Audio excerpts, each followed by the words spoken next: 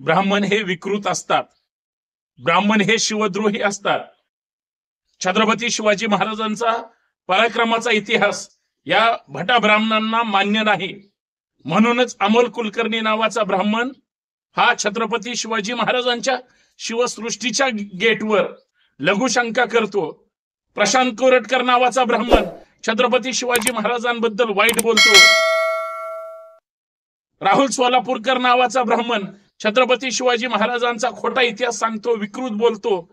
इथंच हा त्यांचा इतिहास थांबत नाही. तर ब्राह्मण भांडारकर संस्थेमध्ये सुद्धा जेम्स लेनला जी खोटी माहिती पुरवली ते भांडारकर संस्थेवरचे 12 जण कोण होते? ब्राह्मण.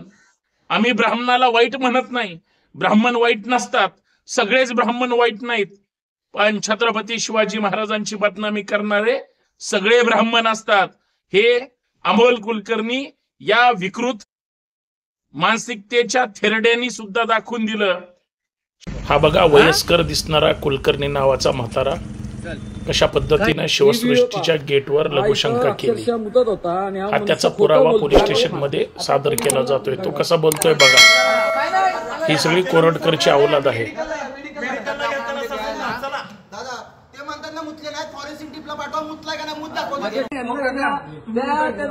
सोलापूरकरला सोडलाय असं सोलापूरकर फालतोय, कोरटकरला सोडलाय. तुम्हाला काय ठेका दिला का?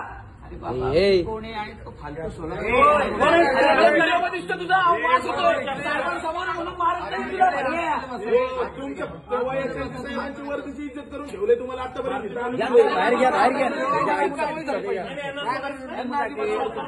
महाराष्ट्राला कळलंच पाहिजे की भारतीय कोणी हक्क दिला. एक मिनिट अल्कोहोल टेस्ट करायला लागले, याच्यावर गुन्हा दाखल झाला पाहिजे यासाठी शिवप्रेमींनी चांगला लढा दिला. शेवटी या दारोड्या कुलकर्णीला पोलीस मेडिकलला घेऊन जात असताना किंवा सगळी कायदेशीर प्रक्रिया पूर्ण होत असताना एकही शिवप्रेमी थांबलेला नाही.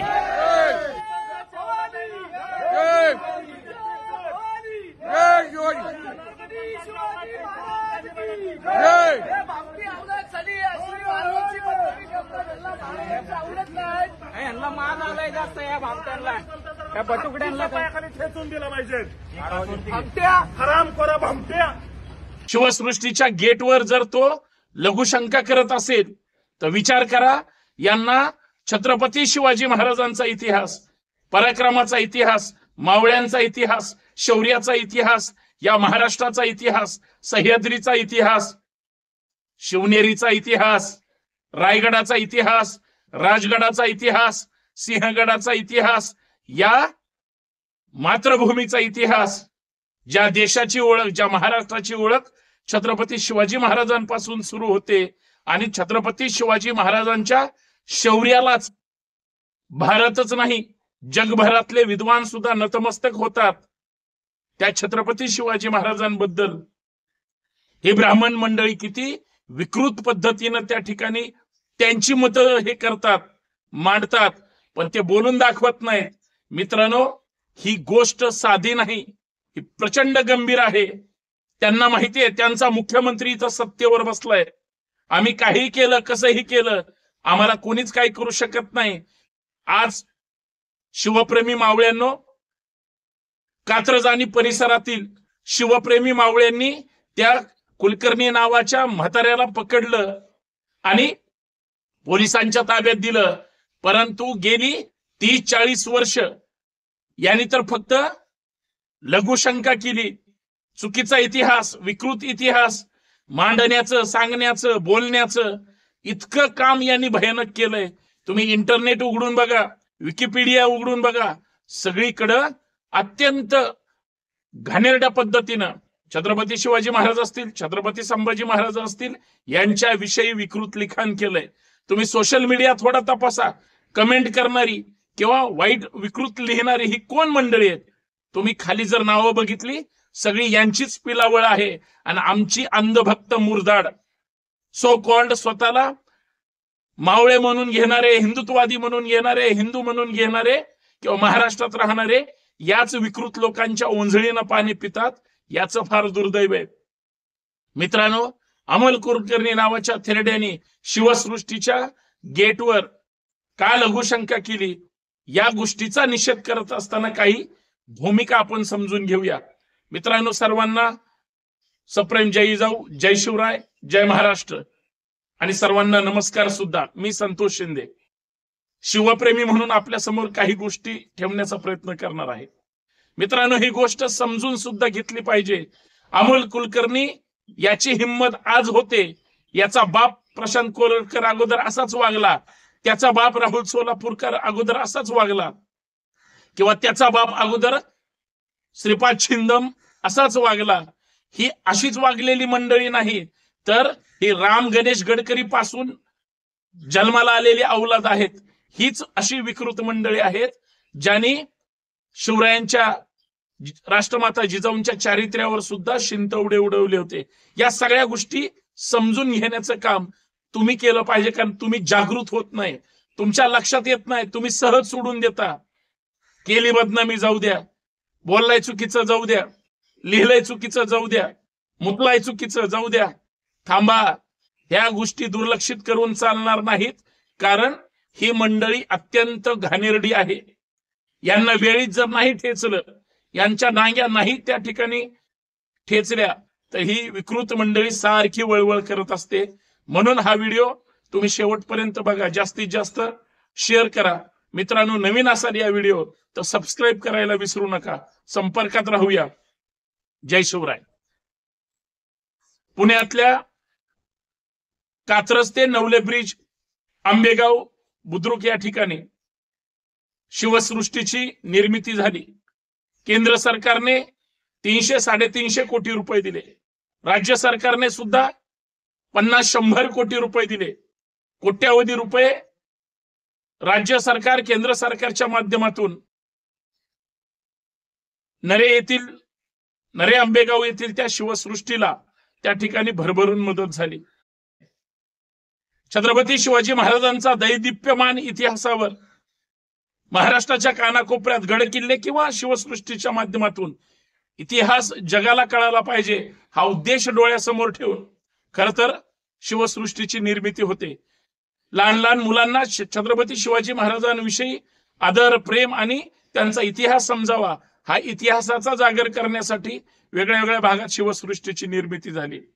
ही तीच शिवसृष्टी आहे जी शिवसृष्टी केंद्र सरकारने 300-350 कोटी रुपये देऊन, राज्य सरकारने 50-100 कोटी रुपये देऊन त्या ठिकाणी नवीन त्या ठिकाणी बांधकाम अजून सुरू आहे किंवा काम प्रगतीपथावर आहे.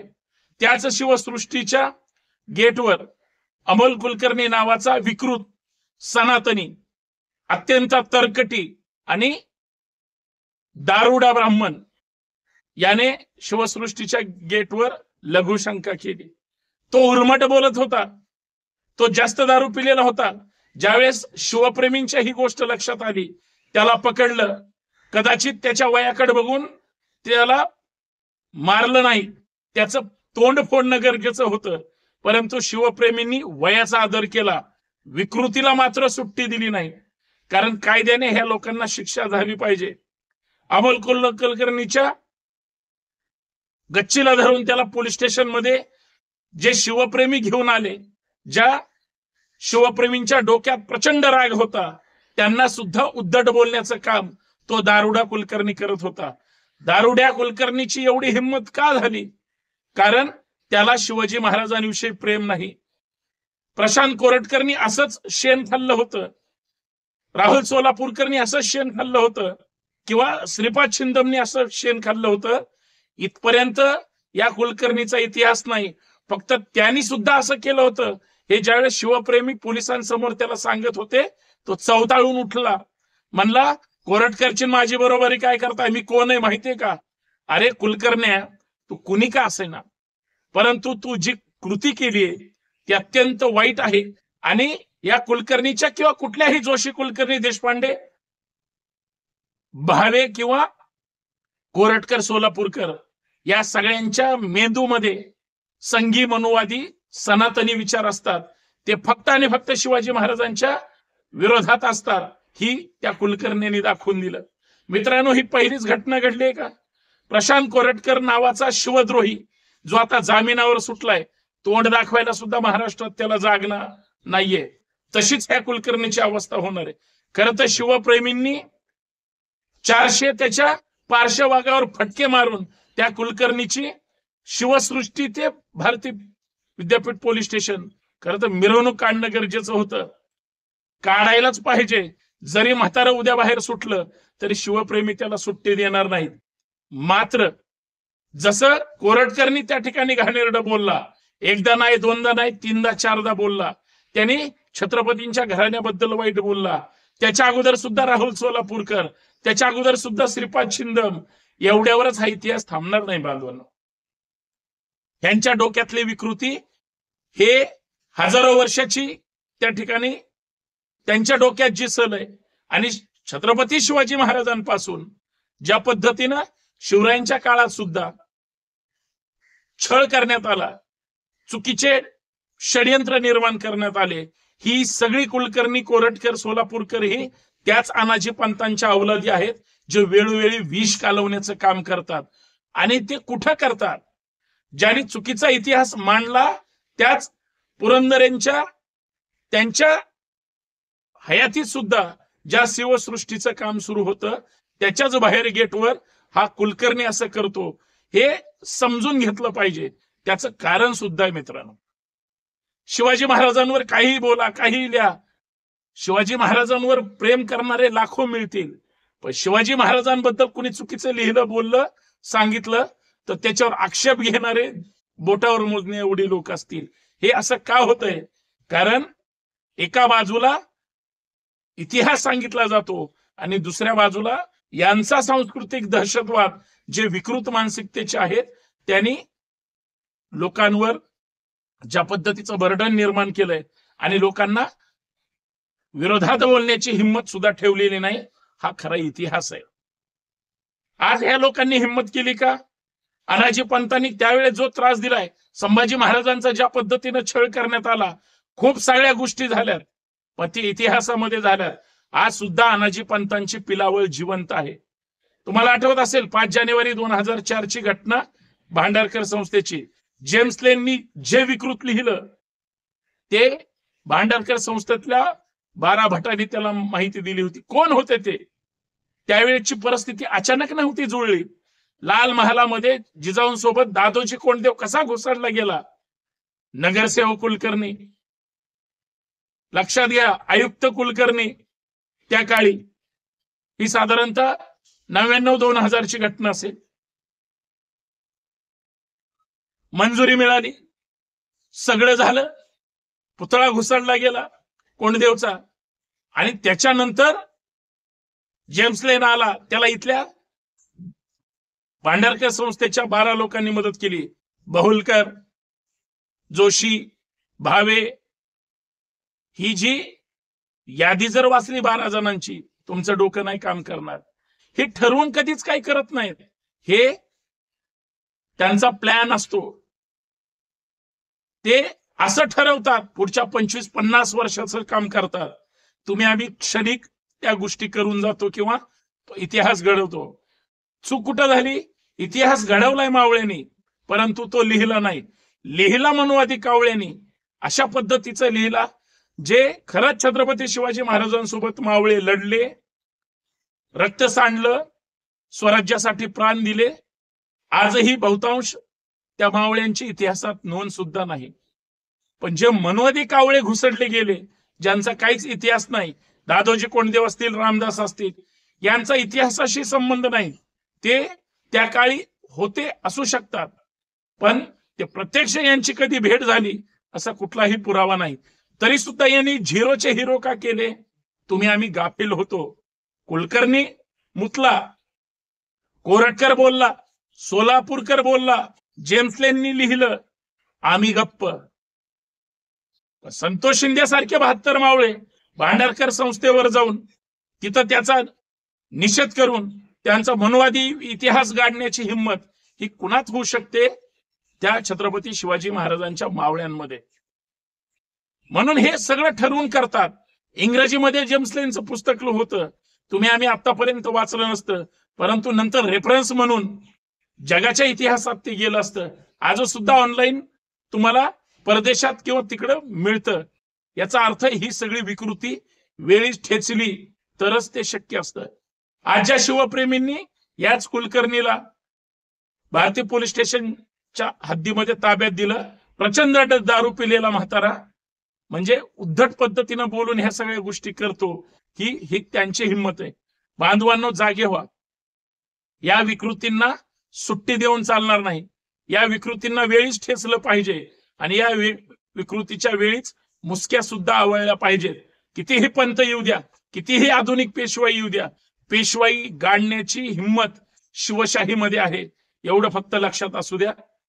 आणि शिवप्रेमींनी जागृत राहूया. आपल्यात विचाराचे मतभेद असू शकतात, आपल्यात पक्ष संघटनांचे वेगळे वेगळे